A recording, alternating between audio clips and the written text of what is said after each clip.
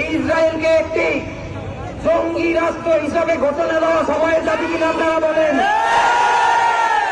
বাংলাদেশের সমস্ত ব্যবসায়ীদের, সমস্ত দোকানদারদের একটি অনুরোধ করে জানাইয়ে দিতে চাই, প্রিয় ব্যবসায়ী ভাইরা, অবিলম্বে ইসরায়েলের সমস্ত পণ্য বাংলাদেশে বয়কট করতে হবে। আপনারা দোকানদার ভাইদেরকে, ব্যবসায়ী ভাইদেরকে আপনারা রিকোয়েস্ট করবেন, আমরা ইসরায়েলি রক্ত কিনে খেতে চাই না। সবাই বয়কট করবো তো ইনশাআল্লাহ।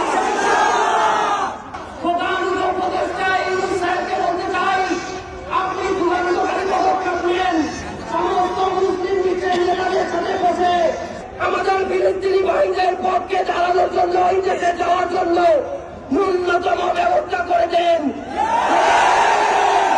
খোদার কসম, আমরা তৌহিদ জনতা আমাদের পরিবারকে আল্লাহর জিম্মায় রেখে আমরা ফিলিস্তিনির পক্ষে যুদ্ধ যেতে রাজি।